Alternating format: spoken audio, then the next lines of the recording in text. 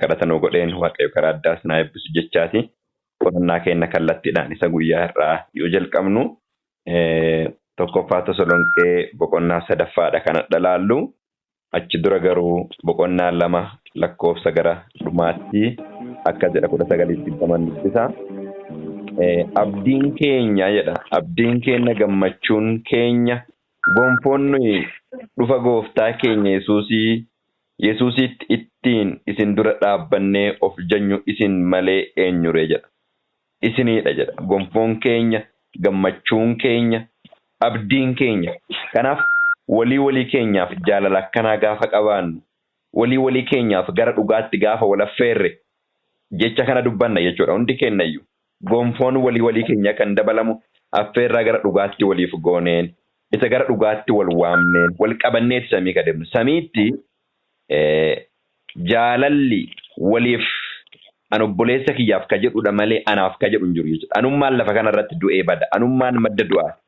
Anummaan gaafa badu dhumarratti hundi kennayyuu obboleessa kootiif, obboleessa kiyyaaf, obboleetti tiyyaaf waan jedhutu jireenya keenya mo'a jechuudha. Kanaafidha kanas irratti gammachuun keenya, gonfoon keenya, ulfinni keenya isinidha kan inni jedhu. 20 irratti isin dhuguma ulfina keenya, gammachuu keenyas jedha. Kanaaf warri kun dhugaatti wal waamuu isaanii irraa ka'e Phaawulos isaan warra Tasalonqee gara dhugaatti lubbuu keenya Kiristoos wangeela qofa miti kan gara ka'e qabannee gara keessa dhufne jedha. Gubbaarratti olaanu lubbuuma keenyas isiniif jennee oduu dabarsinee gammachuu keenya ture jedha. Boqonnaa 2-3 irratti akkas jedhee jalqaba. Egaa jedha. Egaa kana caalaa obsuun yeroo dadhabnetti nuyi kophaa keenya mandara Ateenaatti hafuudhaaf murtoo godhanne jedha. Boqonnaa 2 keessatti waan tokko kaasee ture. Gara keessan dhufuudhaaf baay'ee dhamaanee turre. Lakkoofsa 17 irraa obboloota nanaa garaan keenya wal bira yoo jiraate iyyuu yeroodhaaf fuulaan fuulatti wal arguu dhabnee erga gargar baafamne nuyi fuula keessan arguudhaaf hawwa guddaa caalchifnee dhamaane.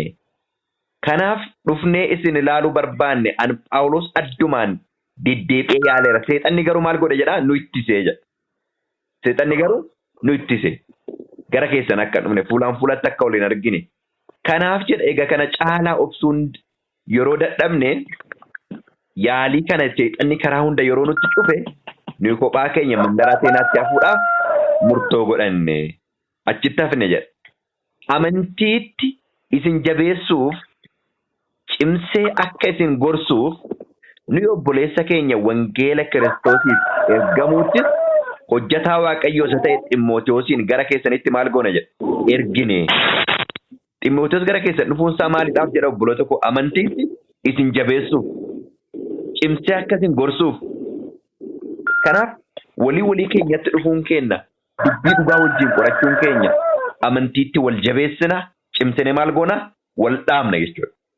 Cimsinee wal dhaabna. Kanaafidha ganama yeroo hundumaa dubbii Waaqaa qorachuutti wanti hin saalfanneef, wanti hin dadhabneef wal cimsuutu jira, wal gorsuutu jira, walii keenyaaf immoo akka obbolootaatti waliif yaadutu jira jechuudha. Samii dhabuu hin qabnu. Kanaaf wal gorsuun akka barbaachisu. Kanaaf obboleessi keenya Ximootiyoos gara keessan ergine jedha. Ofii kiyya gara keessan akka dhufne seexanni maal godhee ture? Nu danqee ture jedha. 3 irraa namni tokkollee sababii rakkina kana hundumaaf hin raafamin. Isin kanatti galuu akka nu irra jiru isin ofii keessanii beektu. Seexanni waan nu hidheef, waan nu dhoggeef, waan nu rakkiseef isin maal hin ta'inaa hin raafaminaa.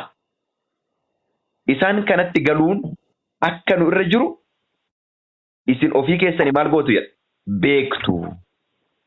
Nuti isin bira jirru rakkinni nu irra ga'uuf akka jiru duraan dursinee maal goonee turre isinitti himneerraa. Akkasuma akka ta'es isiniyyuu beektu jedha. Kanaaf kiristaanummaa keessa, tajaajila keessa rakkinni akka jiru beekamaadha jechuudha. Kanaaf Phaawulos maal jedhaa uduma isin bira jirru akka rakkinni nurra ga'u maal goonee turre isinitti himnee turre. Isumatu ta'e immoo jedha. 5 sababii kanaaf kana caalaa obsuu waan dadhabneef inni nama qoru isin qoreera yoo ta'e wanti nu ittiin dadhabaa turre kan waa'ee hin baafne akka hin taanetti amantiin keessan beekuufan isa gara keessanitti ergee jedha. Asitti nu qoramuun keenya, asitti nu rakkachuun keenya waraana isa wajjin danqaan nu danqe jala dhaabachuu yookaan mootu darbinee dhabuun keenya isinitti akka raafaman taane dursee kanaaf obboleessa koo isinitti ergine jedha. Daani'el keessatti yaadattu yeroo ta'e yeroo ergamaan Gabri'eel Daani'eliin gargaaruudhaaf isa dhufu mootiin Xiriyoos guyyaa meeqana jala dhaabate jedha. Guyyaa 21 Waaqayyo sinaa eebbisu. Nadhaa kana booda hangafa ergamoota isa ta'e Mikaa'eltu na gargaaruudhaaf dhufe jedha. Mikaa'el eenyudha? Gooftaa keenya Yesuus Kiristoositti kan fakkeeffamu jechuudha. Akkasuma Phaawulosis bifa kanaan rakkinni wadhaansoo seexanni isa qabe danqee achi dhaqee akka gara warra Tasaloniiqee dhaqee akka isa dhoogge dubbata jechuudha. Kanaaf obboleessa koo maal eenyu isinitti erge? Ximootiyoosiin isinitti erge. Akka cimina keessan laaluuf isinis kanaaf irraafaminaa jedha. Lakkoofsa 6 amma garuu Ximootiyoos isin bira gara keenya maal ta'e dhufe. Isin bira gara keenya dhufe. Waa'ee amantii keessanii fi waa'ee jaalala keessanii oduu gaarii nuuf fide jedha. Amantiiniif jaalalli jalqaba masalaalii yookaan kortootii fi dhuma kortooti. Kortoo yaabbii. Yaabbannoo samiif lafa wal qunnamsiisu beekna miti. Eenyudha yaabbannichi? Gooftaa keenya Yesuus Kiristoos. Amma Kiristoositti guddachuun kenna lammaffaa Phexros keessatti lammaffaa Phexros 1:5-8tti biraan baana yoo biraan baane badhinaan hin qorannaa 5:8tti lammaffaa Phexros yaada tokko kaa'u. Amantii keessan irratti jedhee jalqaba. Ammas dhama'uu hundumaan dhamaa amantii qabdan gaarummaadhaan maal godhaa jedha. Agarsiisa. Amma amantiidhaan jalqaba kortoon kun laalaa. Amantii qabdan gaarummaadhaan agarsiisa. Gaarummaa keessan beekumsaan beekumsa itti dabaltanii of qabuudhaan of qabuu obsaan. Obsa nama Waaqayyoo ta'uudhaan nama Waaqayyoo ta'uu keessan obboloota jaalachuudhaan. Obboloota jaalachuu keessan maalidhaan agarsiisa? Jaalalaan agarsiisa jedha. Amma kortoon kun kan ittiin jalqabu maalidhaan? Amantiidhaan. Amantiidhaan jalqaba. Xumurri dhuma isaa immoo maalidha? Jaalala. Kanaaf amantiiniif jaalalli baay'ee murteessaa fi ijoo adeemsa kiristaanummaa akka ta'an agarsiisuudhaaf Phaawulos maal jedhaa?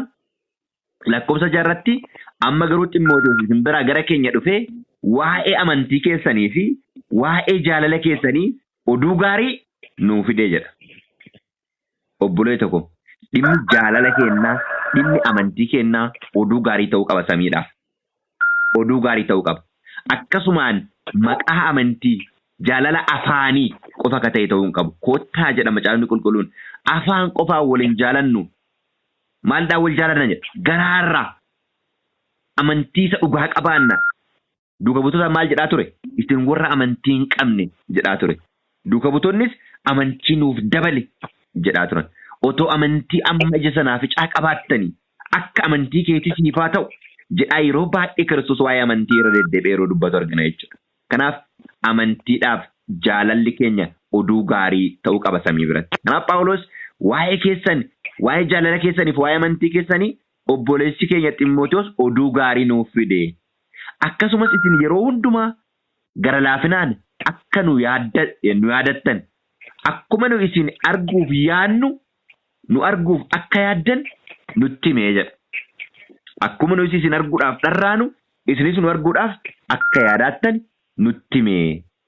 Lakkoofsa 7 kanaaf yaa obboloota nana gidiraa keenya hundumaa fi rakkina keenya keessatti waa'ee keessanii fi amantii keessanii jajjabina maal gooneerra jedha. Argineerra. Rakkina keenya keessatti waa'ee keessanii fi amantii keessanii jajjabina argineerra jedha. Kanaaf jabinni amantii keenyaa kan inni madaalamu yeroo rakkinaatti obboloota kun. Yeroo wantoonni akka nu eenyutti deemuu didanii yeroo saniidha amantiin kan inni qoramee madaalamee ilaalamu. Yeroo nagaatti yeroo kadhannee keenya deebii argatu amantii keenya miti kan madaalamu. Milkaa'inni keenya madaalamuu danda'a. Garuu gaafa rakkanne gaafa wanti nu dukkana fakkaatanii gaafsan amantii keenyatu madaalama.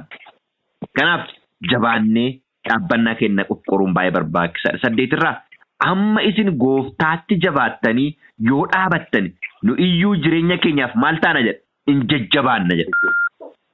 Yoo isin maal taatan yoo isin gooftaatti jajjabaattanii yoo maal taatan dhaabattan nus gooftaa keenyatti maal taana in jajjabaanna jedha. Kanaaf obboloota koo jireenya keenya keessatti of ilaaluun baay'ee barbaachisaadha. Gaafa nu dhaabanne obboloota keenyaaf dhaabbii taana. Gaafa nuti ofiif keenyaaf jajjabaannee jenne obboloota keenyaaf jabina taana. Waliif erkoo taana jechuudha. Adeemsa amantii keessatti kanaaf Macaafni Qulqulluun maal jedha? Kottaa maal goonaa jedha? Wal qorree wal ilaallaa. Kan inni jedhuuf isa kanaaf jechuudha. Wal jabeessuun walii keenyaaf baay'ee gaariidha jechuudha. Akkana jedha sagalirraa. Nuyi fuula Waaqayyoo keenyaa duratti gammachuu waa'ee keessaniif nutti dhaga'ame hundumaa galata attamii Waaqayyoof dhiyeessuu dandeenya jedha. Jabaachuu keessaniif, dhaabachuu keessaniif Waaqayyoo keenyaaf maal goona jedha? Galata qabna.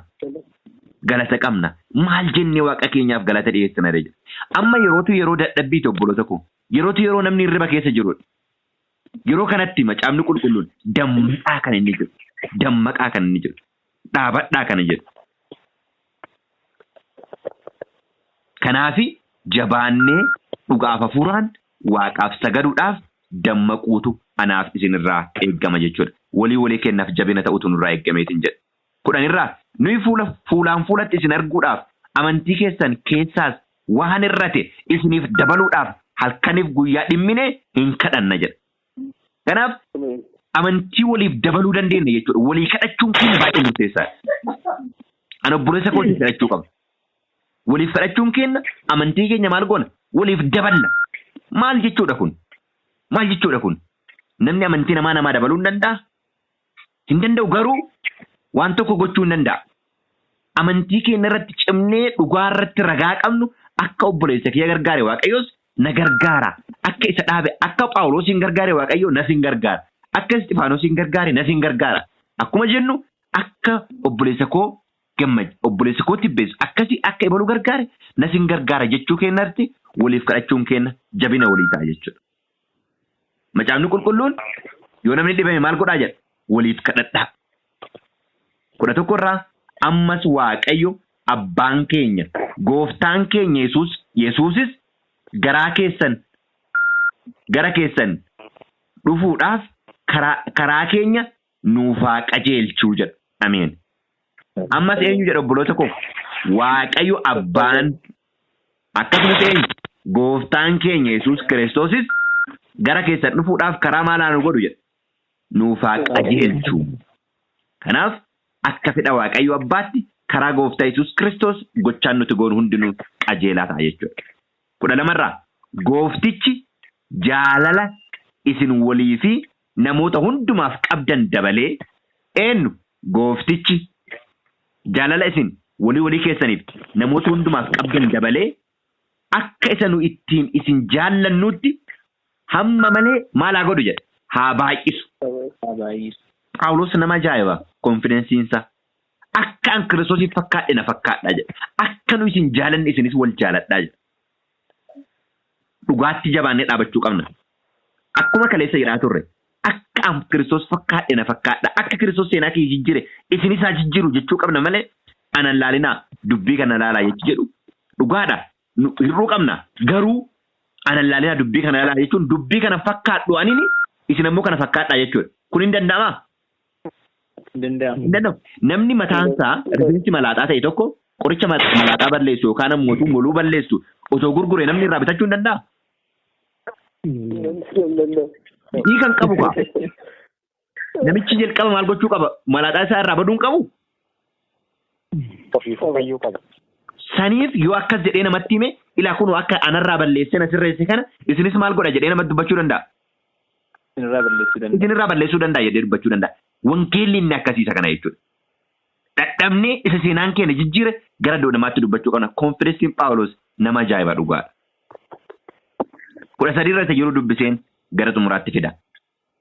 Guyyaa gooftaan keenya Yesuus qulqulloota isaa wajjin deebi'ee dhufutti garaa keessan cimsee warran komatamne godhee qulqullummaadhaan fuula Waaqayyo abbaa keenyaa dura isin haa dhaabu jedha. Ameen. Fuula eenyu dura dhaabanna? Fuula Waaqayyo abbaa. Fuula Waaqayyo abbaa dura dhaabbanna. Eenyutu immoo qulqulleessee fuula abbaa dura nu dhaaba? Kiristoos Yesuus. Ameen. Gooftaan keenya Yesuus Kiristoos. Echi Kiristoos yoo dhufu eenyu wajjin deebi'ee dhufu? Ulfina eenyuuti dhufu?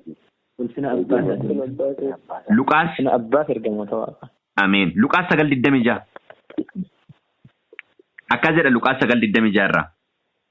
Eenyullee anatti dubbii koottis yoo yella'e ilmi namaa ulfina isaatti kan abbaa isaatti kan ergamoota kan qulqulloota ergamootaatti yommuu dhufu isatti maal ta'a jedha? Isatti yellaa. Kanaaf Kiristoos ulfina ofiisaa, ulfina abbaasaa, ulfina ergamoota qulqullootaatti deebi'ee dhufu. Kanaaf gaafa dhufu immoo fuula abbaa dura nu dhaabuudhaaf cimsee kan nu dhaabu eenyudha jechuudha. Isaadha jechuudha. Kanaaf tekstii dhumaa kan ammas irra deebi'een dubbisee gara xumuraatti fidaa. Tasalonqee 1 boqonnaa 3 lakkoofsa 12 irraa 13 irraa akkana jedha. Guyyaa gooftaan keenya Yesuus qulqulloota isaa wajjin deebi'ee dhufutti garaa keessan cimsee warra hin komatamne godhee qulqullummaadhaan fuula Waaqayyo abbaa keenyaa dura isin haa dhaabu. Ameen. Ameen. Waaqayyo